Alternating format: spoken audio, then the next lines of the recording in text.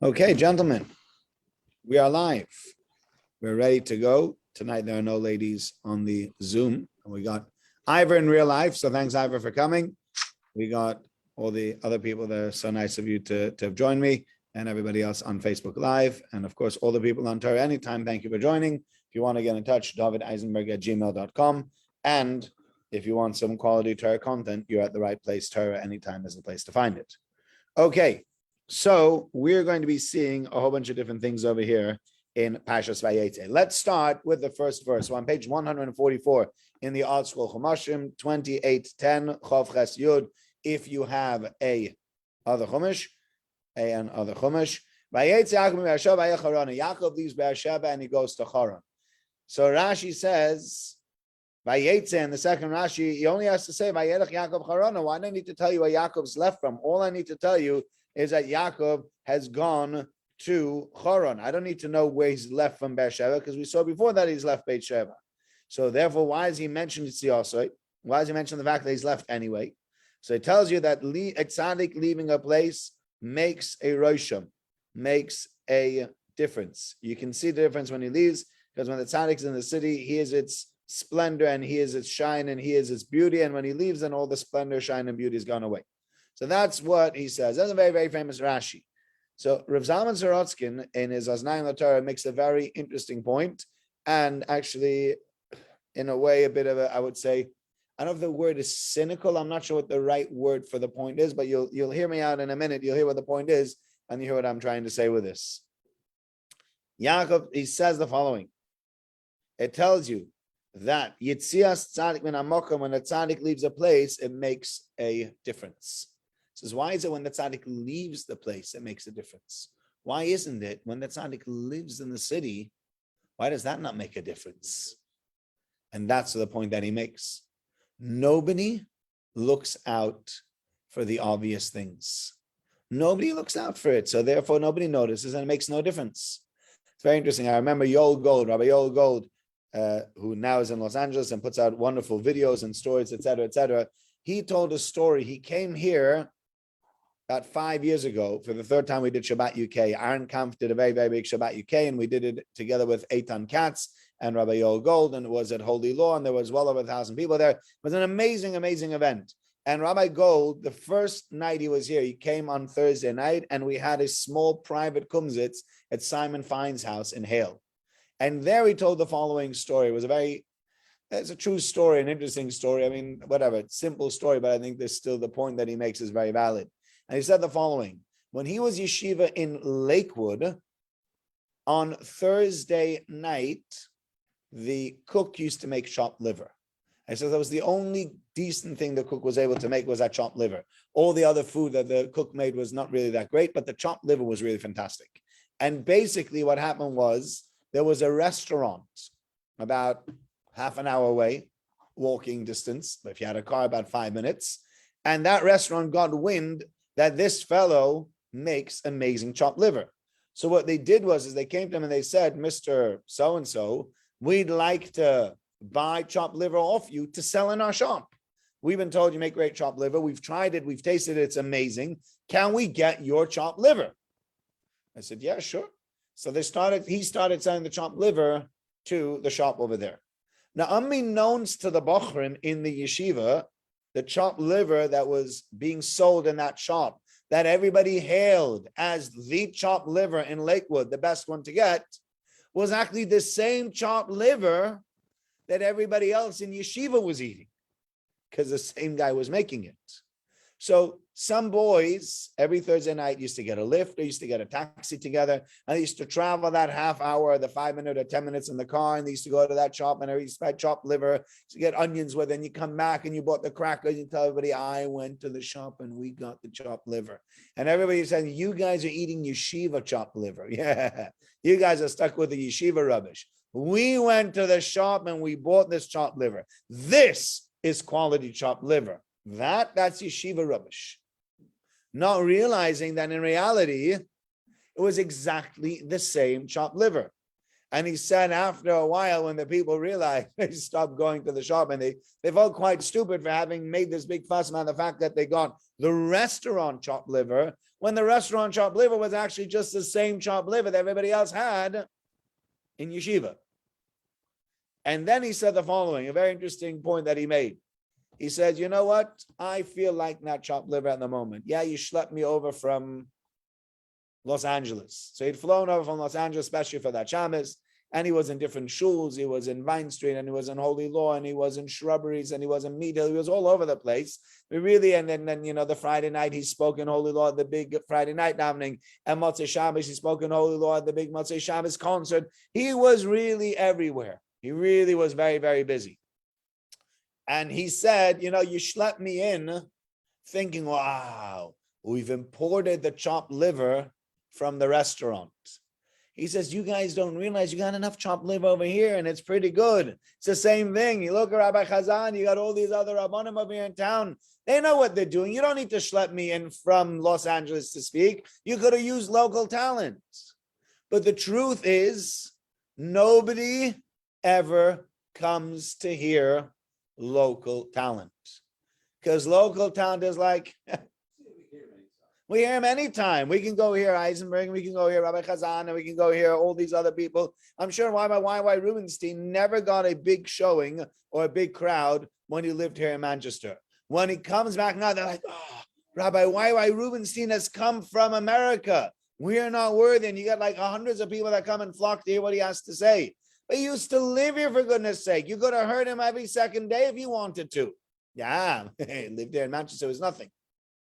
And therefore, we often look towards the people that don't live here and rarely on the focus on the people that do live here.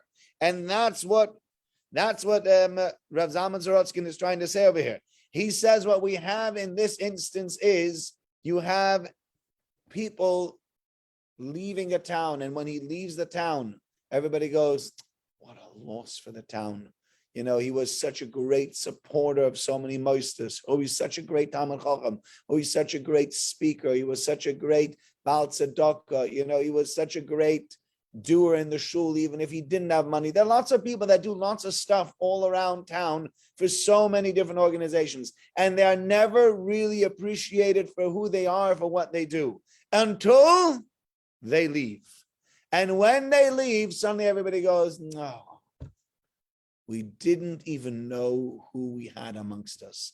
We never appreciated the great Talmid Chacham. We never appreciated this great Askin. We never appreciated the people that we have. And it's a shame.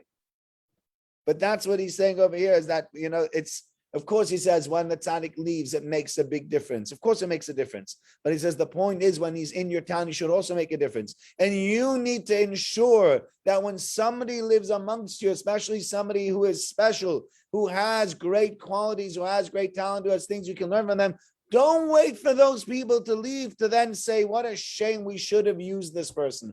What a shame there was a man or a woman here with such qualities and with such great skills. They would have made a wonderful fill in the blank. And instead, everyone ignored them. And that's the first point that he makes. Look around and see what Hashem has given you, not only in your own personal life, but communally as well. You'll be surprised to notice how much and how many different communal, wonderful organizations and wonderful people you'll find when you start looking around. Okay? That's point number one. Point number two. So now we move on from here as follows. We read about Yaakov Avinu, and Yaakov Avinu says, what we saw now, Vayeitzei Yaakov Beersheba, Yaakov leaves Beersheba, Vayelech Haran, and the place that he goes to is Haran. And then God promises him to take care of him, and then we read the following. This is chapter 29, verse 1, page 146 in the Art Scroll, Chavtes Aleph, Vayisa Yaakov Ragov, Yaakov lifted his feet, Vayelech Artzav Eknedem, and he went towards the land of the Easterners. Well, in the pasuk at the beginning of the Parasha, he said he was going to Haran. Why now does it say Vayelech Artzav Eknedem? So here we come upon the following thing. I often have said this I had a whole shir that I once gave about this, and it's not tonight's topic to give that whole shir because I'm really going to say over what the Meshech Chochman says, but it's going to fit in with what I said as well. So first I'm going to say what the Meshech Chochman says, and then I'll fit it back into what I said, and it's really nice to see that the idea that I had years ago is really an idea of the Meshech Chochman. The Meshech Chochman says, if we look back at the brachas given to Yaakov Avinu, we will find the following. Yaakov is told the following. This is verse 15, back to page 144, Pasuk Tezvav. Behold, I am with you. Ushmaticha, and I will look after you. Wherever you go, and I will bring you back a lot of Moses to this land. I won't leave you alone until I have done all that I've promised to you. That is the final verse that Yaakov Avinu is told in Nevuah, that Yaakov Avinu is told as a prophecy from God. And then, behold, the following happens. Yaakov Avinu changes his entire outlook on what's about to happen. Meaning to say, when Yaakov Avinu leaves Haran and leaves Beersheba, he's very, very scared. He's afraid. He doesn't know what's going to happen, what's going to be. It's a very worrying thing. The Medrash actually tells us that Yaakov Avinu says to HaKadosh Baruch Hu, Esa einai elaharim ma'ayin yava Ezri, I will place my eyes towards the mountains, from where does my help come? It says, don't read it El Heharim, but rather read it El Hehoirim. To my father, Yitzchak, whose servant Eliezer went to the land of Haran as well, and got my mother Rivka to come with him. He came laden up with 10 camels. He had what to give. So when he showed him, he says, I want to marry one of your daughters. I said, really? He says, yeah, look what I got over here. Oh, that's a good idea, right? I'm going to show up. I barely have a shirt on my back. I got nothing. I got nothing to give this woman. So Ma'ayin Yov Ezri, how in the world am I going to convince him to marry me? And then Yaakov changes the line. He says, Ezri me Hashem my help comes on Kodesh Baruch Hu. But you see Yaakov's helplessness. Yaakov feels very much, I've been thrown over here into some kind of maelstrom, and I don't know what to do with it. And then HaKadosh Baruch Hu shows up and says, listen, behold, I am with you. I will look after you wherever you go. I will bring back to this land, because I will not let go of you until I've done to you everything that I said to you. And suddenly, you know what happens to Yaakov Avinu? Yaakov Avinu says, hey, God's on my side. There's no way I could lose. There's no way anything's going to happen to me. God's already promised me that things will work out fine. So now suddenly, some say also that this is why it says, Vayeitzei Yaakov Raglo.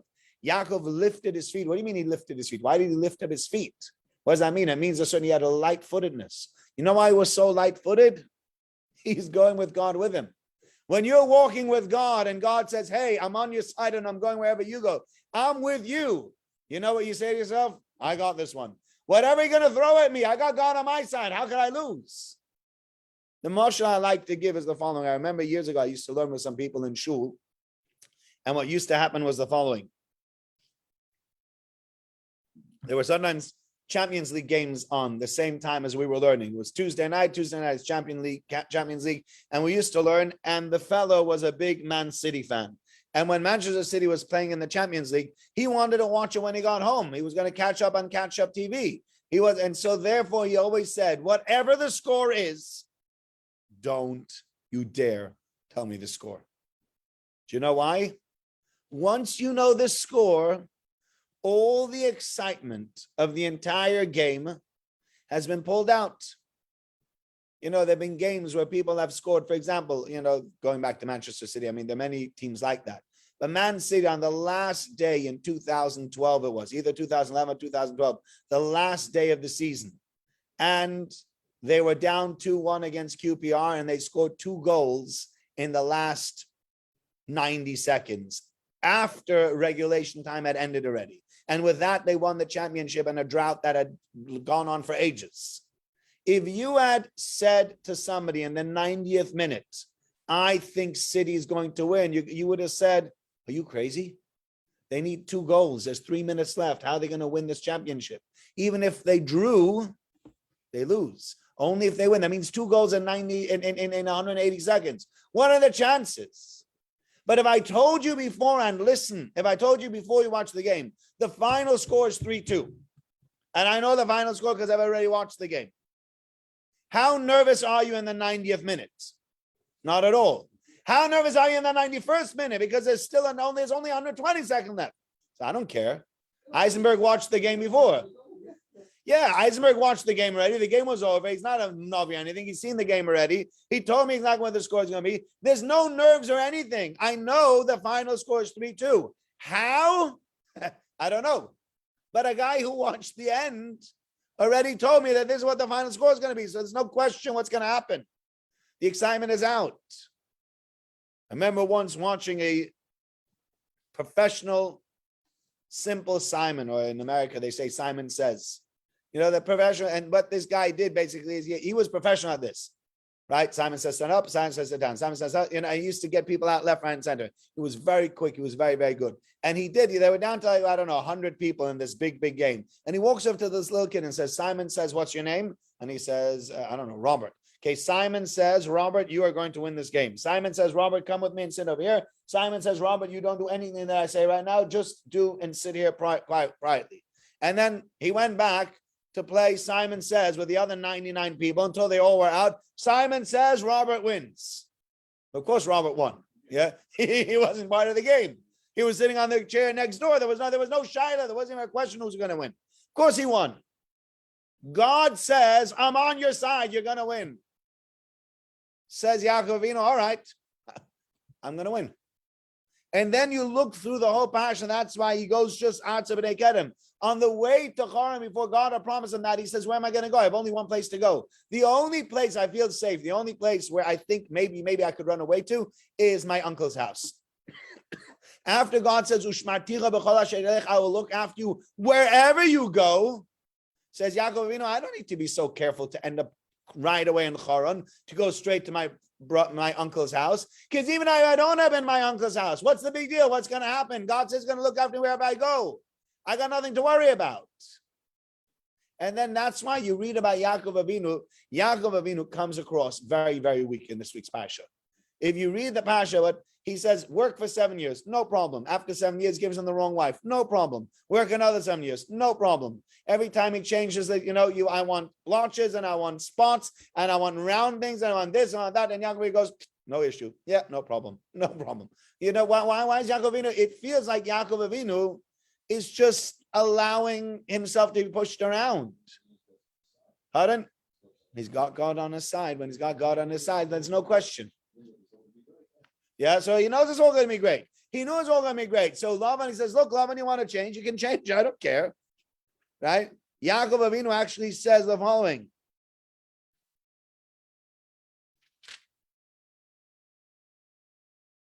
This is on page 160, Lavan Aleph Vav, 31:6. V'atena Yanatin, he's speaking out to his wives. You, Rachel and Leah, you know, I worked for your father as hard as I could. I was a good worker. And your father mocked me. He changed the amount that I'm supposed to get. He changed my wage 100 times. Imagine you getting your wage changed 100 times. Would you not go crazy? I'll go crazy after twice, every 2 days. Well, no, you get paid 1,000. No, you get paid 1,500. No, now you get paid 800. No, you know what? I'll work for someone else. What's your problem, right? Who did not allow him to harm me. If he will say, speckled ones will be your wage, then all the sheep will have speckled ones. And if you will say, ring ones will be your wage, then they'll have ringed ones. Yeah. It's no problem. Whatever he's going to say, God says, look, I'm on your side, right? So it says, oh, I want them with dots that look like X's. Okay, let them make them dots look like, God says, I got no issue. Lavan, what's your problem? You want to change it? I'll change. You want to change again? I'll change again. Want to change a third time? I'll change a third time. I'll go back to the first one. I'll go back to the first one. And Lavan can't figure this out.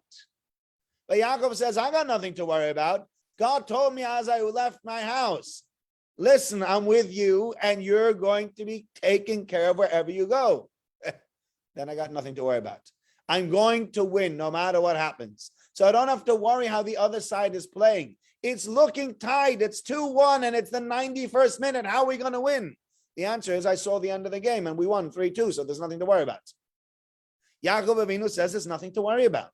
And that's why Vayelech Atzav Bnei Kedem says the Meshech Chochmah. He's not anymore focused on going to one specific place. He's going in the eastern direction. Where I land up, irrelevant. God's looking after me wherever I go. It happens to be that God took him all the way where he wanted to go. Fine, but he didn't need to get there. Yaakov Avinu realizes, I just need to go in that direction. I don't need to end up I'll end up at one point or another, I'll end up by Lavan. But if Lavan's not the first person I end up by, it's not the end of the world, because God promised to look after me anyway. So big deal. So I'm not by Lavan right away. Okay? So that's the idea that Meshech Chochmah brings. Okay, so the two more ideas that I wanted to mention to you. Let's go back to where we were.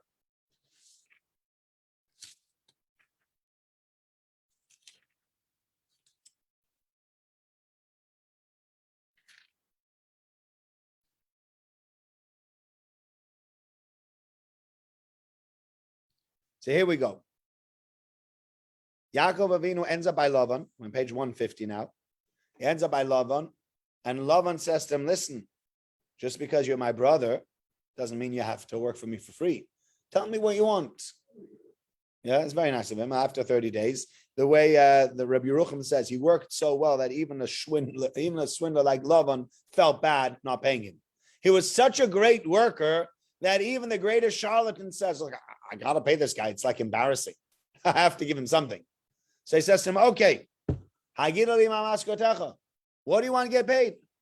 And Yaakov Avinu loves Rachel. And he says, I will work for you for 7 years. For your daughter, Rachel, the young one. And Laman says, excellent. That's what we'll do. And that's what I'm going to. And it says basically, Yaakov worked for Rachel 7 years. It was like a few days in his eyes because his love for her was so great. And Rav Elia Yapyan asks a question over here, which is a very, very famous piece, but there's more to be said for than I realized. He asked a famous question. We all,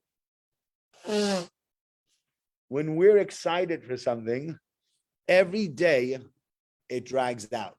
So let's say you're going on a big trip. Clive, you're going to the Bahamas, not just to Bournemouth, right? Let's say you're going on your big trip to the Bahamas, and it's going to be in 2 months' time, right? End of December, beginning of January. Fine. So he's going for the festive season. He's going to be spending the festive season in Bahamas. There it is. I can already see the palm trees behind you. Wonderful, Clive. That's excellent. You're already getting into the spirit. Now, if you actually had a ticket and you were going with Ruth, you'd be looking forward to it very much. And not only would you be looking forward to it, every day be like, oh, come on, move. I want to get to the Bahamas already. It's going to be something that's going to be on your mind the entire time. The 2 months will not feel like nothing. They'll feel like torture. You're desperate to get there. And we all know when we've been waiting for things that we've been desperate to have, the wait has never been a fun thing. Nobody's ever said, I love waiting to get my birthday present. Most people are like, come on, where's the birthday present? Hand me the present, hand me the cake. And yet over here, Yaakov Avinu says, I'll work for 7 years, very long time. And then it says, for Yaakov Avinu, the 7 years turned into nothing because he loved her so much. When you love something, every day should seem an eternity. What does that mean? So here comes the famous thing that Rav Elia Yapyan says, which is very, very famous in all the yeshivas, which we call gefilte fish love. Or you can call it chicken soup love, call whatever you want to. Okay? You come home one night and your wife says, what would you like? Says, I fancy some fish. She goes, well, lucky you. I've just made some salmon tonight. You go, oh, salmon, my favorite. I love salmon. I love it. Right? If you were to take a step back and think about it for a second, do you love salmon? Is that why you took the poor fish out of the water, either bonked it on the head to kill it or let it suffocate, cut it in half, pulled out all its insides, removed all the bones, filleted it, put it in a sauce and stuck in an oven for 20 or 25 minutes That's how you show your love to salmon. My goodness, remind me not to become your friend, right? Well, the next thing you say, oh, I love you too. Oh, I'm out of here. Yeah, I don't want to be in there. The last thing you told me you loved, you killed and skinned and put in an oven. I don't want anything to do with that. So the answer, says Rav Eliyahu, obviously is, when I say I love salmon, whom do I love? I love me, the big M-E. I love myself. And what else do I love? I love the feeling inside my palate, inside my stomach, inside my throat, whatever you want, when I eat salmon. I love the way it feels. Well, not me personally. I don't like fish so much, but I mean, yeah, that's a well-known fact in the shul. Yeah, we'll talk about people. But either which way, when you say I love salmon or I love chicken, you don't love chicken and you don't love salmon. You love yourself and the feeling that eating chicken gives you, the feeling that eating salmon gives you. And that's what in yeshivas they always used to call gefilte fish love. I love gefilte fish, you don't love gefilte fish. If you love gefilte fish, or if you love fish, you wouldn't take it, kill it, and grate it, and grind it down and mix it with onions and with carrots and then boil it in a pot. You just wouldn't do that. Not to something you love. But Yaakov Avinu loved Rachel. When it says Yaakov Avinu loved Rachel, he actually loved Rachel. Not he was infatuated with Rachel and would love to have the feeling that it would feel like if Rachel was by his side. Because that's our feelings of love early on. That's infatuation. And therefore, I'm desperate. So if I were to say to you, you've met the most beautiful girl in the world and she wants to marry you and you want to marry her, you got 7 years and then you can marry her. You're like, are you kidding me? That's torture. I'm going to wait 7 years to marry the love of my life? That's crazy. Why? Because you're in love with yourself. How can I allow 7 years to pass? 7 years of depriving of myself of that great pleasure of having that young woman at my side? Then that's a problem. But Yaakov Avinu loved Rachel for Rachel's sake, not for his sake. And he knew together they would build something amazing. And therefore, there's something else that goes on. In people that really love certain things, they don't only love the outcome, they actually love the process as well. Okay? So let's say, I don't know, I have a stupid example, right? But this is what I was thinking of today when I was thinking about an example of this. Let's say you have a beautiful puzzle. We just finished a puzzle about our family. We got a 2,000-piece puzzle we got from someone in shul, and it was a picture of my family from Meir's bar mitzvah that somebody in shul had found online and bought a puzzle on Amazon and had it cut for us, et cetera, et cetera. And we spent a very, very long time. I mean, Meir's bar mitzvah was 3.5 years ago. So just to give you an idea how long it took us to really get our act together to do this puzzle. Because it was really, really hard. Because the family wasn't so difficult, although there was a lot of black and a lot of blue in the family, right? Because everyone's wearing black and blue clothes. But we got that done. But then you start to see the background. It's all blurry. Go figure out what goes where. So my daughter figured out that actually all the pieces were repeats. Every 25 pieces, there was a repeat. So we started looking and seeing exactly what the piece was supposed to look like. And then we were able to mirror it. And that's how we finished the puzzle in the end much quicker. But some people just like the final result. They're like, oh, I want that puzzle and I want to frame it. I want to hang it up on the wall. And it's amazing. Look at that puzzle of my family. What great. Look at that picture. But for many people, it's not only the pleasure of putting up the puzzle that's fun. It's the actual making the puzzle. When you sit down in your dining room or in your kitchen and you unroll that puzzle roll and you start taking out the pieces and you find another piece and you find another piece and you find the third piece of 2,000 pieces and it's just you going through it and it's driving you crazy to find all these pieces. People enjoy the process. And when you enjoy the process or the process is meaningful, then that is part of what you look forward to. The example that he gives over there is, let's say somebody was making his own tefillin.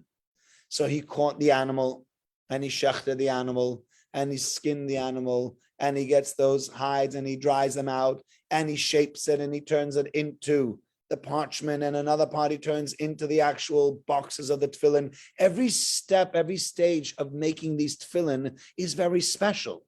It's not something you go, oh, come on, where's my tefillin already? It's like every step of the way is meaningful.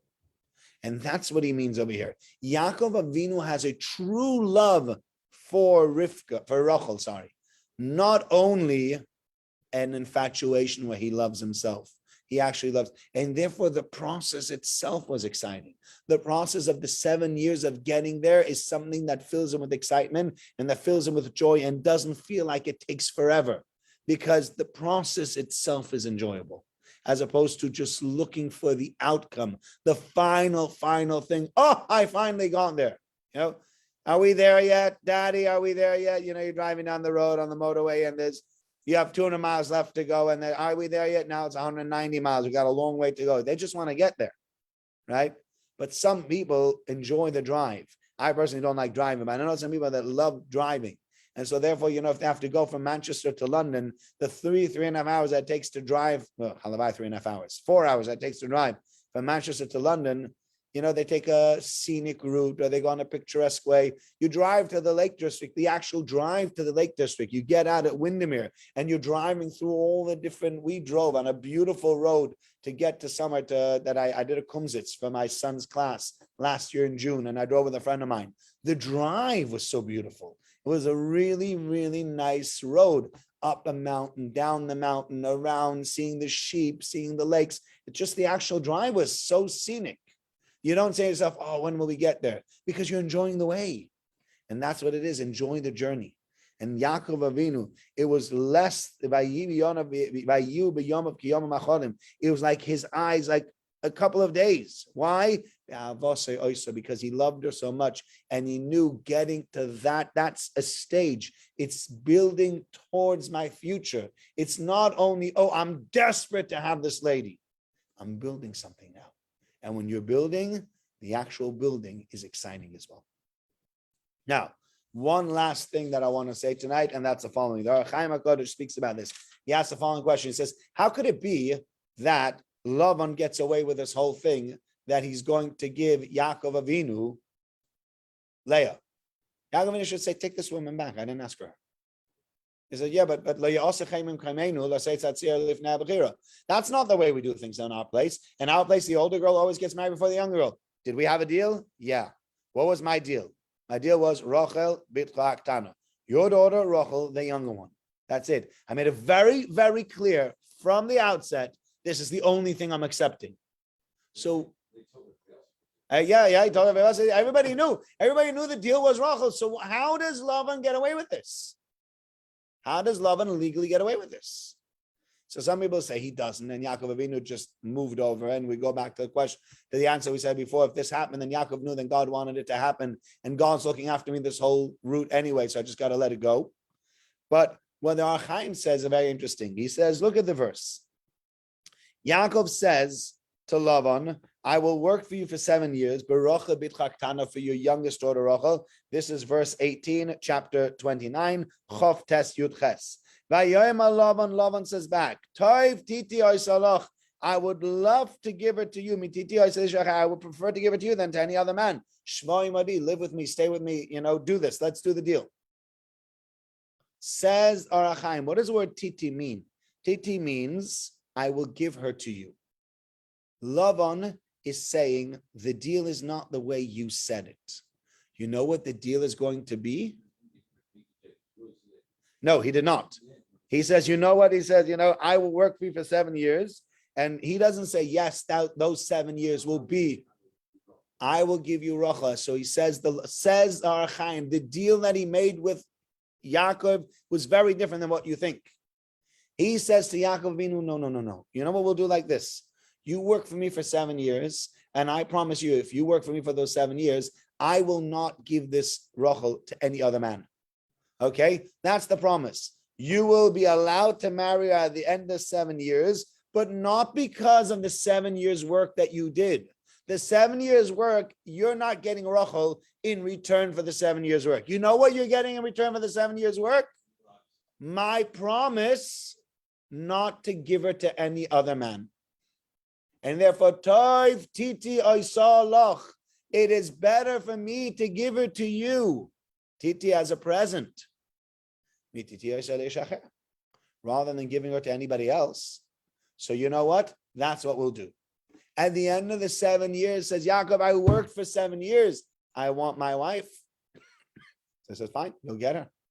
He says, no, but I worked 7 years for Rachel. No, you didn't, says Lavan. You didn't work 7 years for Rachel. You worked 7 years for a promise that I will not give Rachel to any other man. Guess what? I am a man of my word.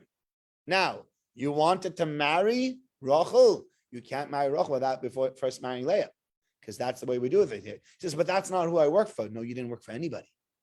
That's not, that's what he said. Lavan changes around, and that's part of Lavan. Lavan is very into legalese. He's a real charlatan, and he's very into figuring out all those little tiny details and saying, no, but you meant this. No, but you meant that. Right? And that's what he's doing. That's what Lavan is doing over here. Lavan changes the deal with Yaakov. I think it's a very interesting understanding of this. That Lavan is not saying to Yaakov, yes, you work for 7 years and I'll give you Rachel. Because if that was the deal, then Yaakov's got a point. Says Lavan, but that was not the deal. The deal was, you work for me for 7 years and I promise to hold her for you and not to give her. But the 7 years work is not in return for marrying Rachel. It's in return for not giving Rachel to anybody else. So I kept my part of the deal and you kept your part of the deal. That's how we roll.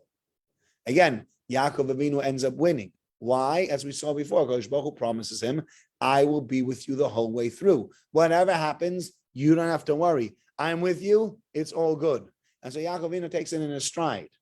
But Lavan has to also have some kind of understanding. We can't just look at Lavan and go, the guy is some kind of Russia, and because if he was a Russian, he was illogical. You take the guy to Beth then and you say, listen, I'm taking you to court. What's going on over here? You're lying to me. So no, I'm not. Yes, you are. No. So Lavan you have to understand that Lavan was on the one hand is a charlatan. On the other hand, Lavan is very, very good at being very careful with his words and making things work out just his way. And when you read through the Parasha, you see that that's what Yaakov had to struggle with. He's not only away from his family, not only does he have a brother that wants to kill him, he's got this uncle that's screaming over left, right, and center. And every time he says, hey, what are you doing? He says, what do you mean? That's what we agreed. Is that not what we agreed? No? Sure. Look at the contract. And that's the issue with Lavan. Lavan's a slippery character. In life, sometimes we all come upon slippery characters. But you know that Kodesh Baruch Hu is on your side, you stand a much, much better chance to make your way through that.